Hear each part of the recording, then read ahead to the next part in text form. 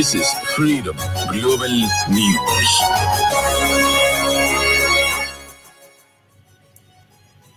Academic Staff Union of Universities threatened to sanction non-compliant universities. This is Freedom. World Bank predicts more hardship for Nigerians over rising inflation, power cut, fuel and food shortage. On the foreign scene, court allows Rwanda asylum flight to go ahead.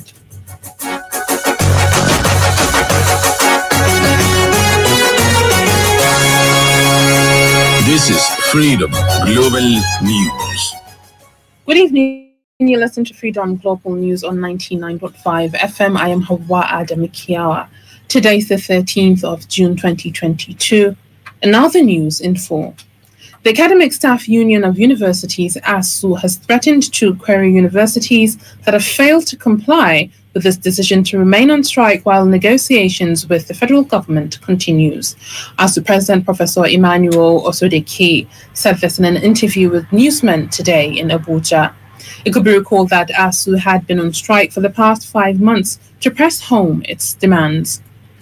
The striking lecturers' demands include funding of the revitalization of public universities, earned academic allowances, university transparency accountability solutions, and the promotion arrears. Others are the renegotiation of 2009 ASU federal government agreement and the inconsistency in integrated personnel payroll information system. Reports say that since the union embarked on strike, few of its members have pulled out of the ongoing strike to resume their academic activities. According to Osodeke, they will punish those who have pulled out from their ongoing strike the appropriate way. He also said that the union will be meeting with government within the week. The International Federation of Women Lawyers, FIDA, in Nigeria on Sunday called on the federal government to provide adequate social protection measures to end child labor. The national president of FIDA Nigeria, Mrs. Amina Agbaje, said this in a statement on Sunday in commemoration of the World Day Against Child Labor. Agbaje said that there was need for urgency to address some of the real challenges faced and the gaps in the system which enables child labor.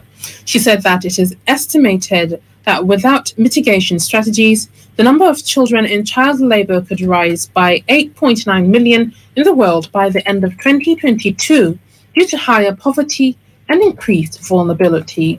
The FIDA president said that poverty in the communities was inextricably linked with the rising levels of homelessness, inadequate nutrition, and food insecurity, as well as inadequate childcare. She called on the government to increase access and support to ensure children can attend and stay in well-equipped schools. She said there should be well laid out and properly implemented plans to improve economic growth in communities, particularly at the grassroots levels. The theme for this year was universal social protection to end child labor. And on the sporting arena, Nigeria's Super Eagles claimed their second Group A win in the 2023 Africa Cup of Nations qualifiers at the Stade de with an emphatic 10-0 win against Sao Tome and Principe. Mohamed San Uba has details of this and other sports updates.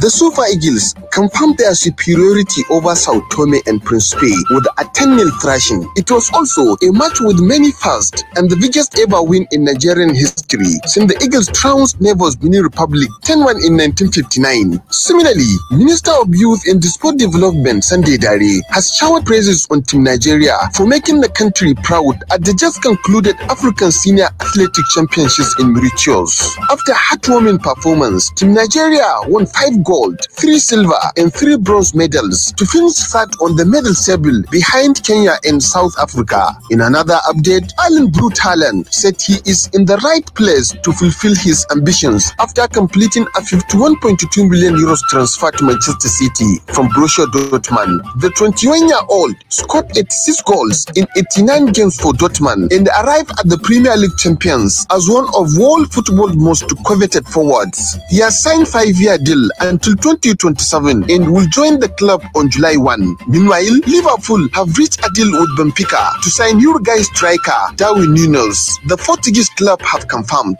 Benfica said a fee of 79 million euros, rising to potential 100 million euros, has been agreed. Núñez, aged 22, scored 34 times in 41 appearances across all competitions for Benfica last season. And on tennis, Russia's Daniil Medvedev has replaced Novak Djokovic at the top of the world rankings 2 weeks before Wimbledon, at which he will not be allowed to play. Djokovic has dropped to world number 3, with the injured Alexander Zverev rising to second. Muhammad Sanuba, Freedom Radio. Northflex application on 11th June 2022 clocked 3 years of operations. Northflex is a video streaming application that projects and disseminates exclusive House of Films to viewers across the world in real time on their devices.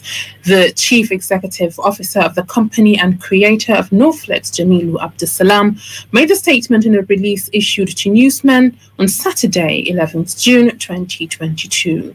According to Jamilu Abdussalam, the Northflex application has been showcasing attractive and entertaining content that are exclusive to the platform at the sum of 1,500 naira as monthly subscription fee, which the company later introduced formal subscription packages from monthly to annual plans to accommodate different customers, and also discontinued the monthly plan to 999 naira only. To give a widespread of flexibility for viewership, Northflex application has been founded in all Android and iOS devices. He noted that one of the great successes recorded by Northflex is the wide acceptance of the platform across 85 countries of the world.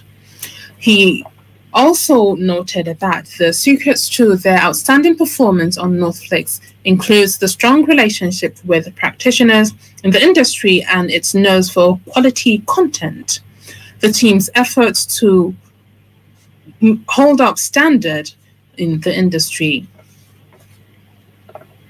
Furthermore, the CEO of Northflex said the company has sealed its partnership with 9mobile, being one of the leading telecommunications companies in Nigeria, to provide affordable internet data for customers in Nigeria and to make the customers download as much content on the app to watch later offline. The global news is coming to you from Freedom Radio 99.5 FM. You can send your comments, opinions, and watch us live on freedomradionigeria.com.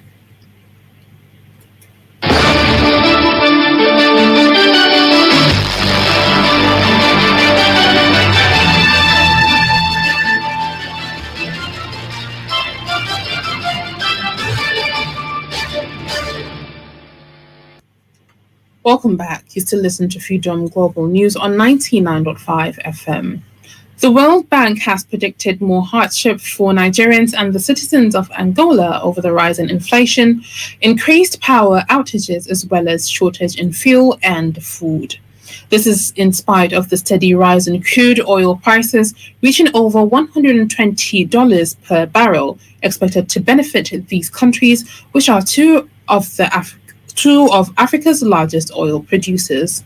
According to a global economic report contained in a newsletter the World Bank issued during the weekend, it said in many SSA countries, increasing living costs have also tempered gains from looser social restrictions and higher commodity export prices. The International Bank emphasized, nevertheless, persistently high domestic inflation, power cuts, and shortages of food and fuel have been weighing on recoveries. Inflation for April, clearly seen in the consumer price index, rose by 16.82%, which was 0.9% points higher than the 15.92% recorded in March 2022. On business, we have Muhammad Abdullahi for other updates. The federal government's total borrowing from the Central Bank of Nigeria, CBN, through Ways and Means advances rose from 17.46 trillion naira as of December 2021 to 19.01 trillion naira as of April 2022. According to data obtained from the CBN, this represents an increase of 1.55 trillion naira within January to April of 2022. The public debt stock only includes the debts of the federal government of Nigeria, the 36 state governments, and the Federal Capital Territory. Ways and Means Advances is a loan facility through which the CBN finances the government's budget shortfalls. Meanwhile, the World Bank has predicted the more people in Nigeria and its sub-Saharan neighbors are expected to fall into extreme poverty. A report obtained via a World Bank newsletter entitled Global Economic Prospects, Russia's invasion of Ukraine and its effect on the commodity market, inflation and financial conditions have intensified the slowdown in economic growth. The report added that growth in sub-Saharan Africa is projected to slow the 3.7%.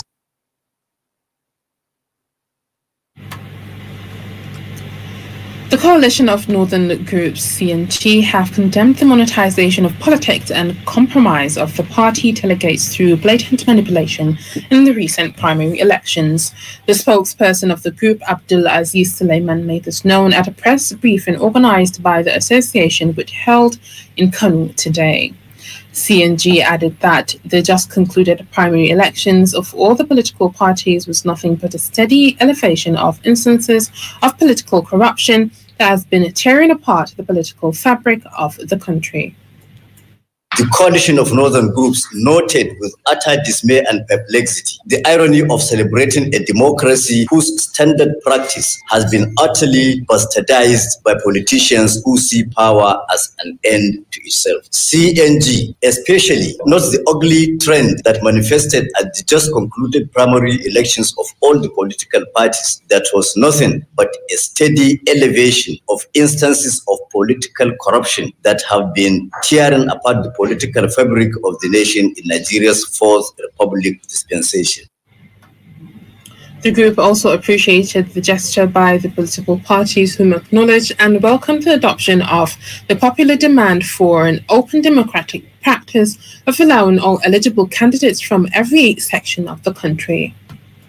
To acknowledge and welcome the adoption of the popular demand for the open democratic practice of allowing all eligible candidates from every section of the country, regardless of ethnicity, religion, or class, the opportunity to aspire for offices in the various political parties.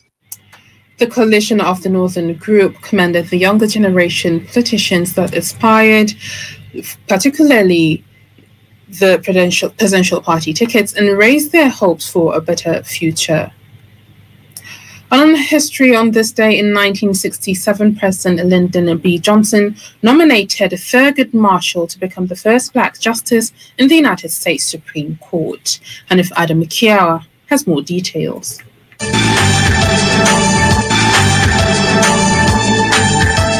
In 1967, President Lyndon B. Johnson nominated distinguished civil rights lawyer Solicitor General Thurgood Marshall to be the first African-American justice to serve on the Supreme Court of the United States. Meanwhile, in 2017, Grenfell Tower in Western London was engulfed in fire, which resulted to the death of 6 people and 50 injured. Lastly, on this day in 2018, NPower Portal was opened for application for the engagement of 300,000 youths in the second phase. Hauwa Adamu Kiyawa, Freedom Radio. On the foreign scene, the appeal court judges said the United Kingdom government's first flight taking asylum seekers to Rwanda can go ahead on Tuesday. It supports a previous decision by the High Court that it was in the public interest for the government to carry out its policies. Under the scheme, some of those entering the United Kingdom illegally will be flown to Rwanda to apply for asylum there. Campaigners were trying to stop the flight before a full hearing on whether the policy is lawful next month. Tension Action and the PCS Union, which were among who brought the case, said they were disappointed by the decision. And with this, we've come to the end of today's Global News. On behalf of the entire production team, I'm Hauwa Adamu Kiyawa. Have a wonderful evening.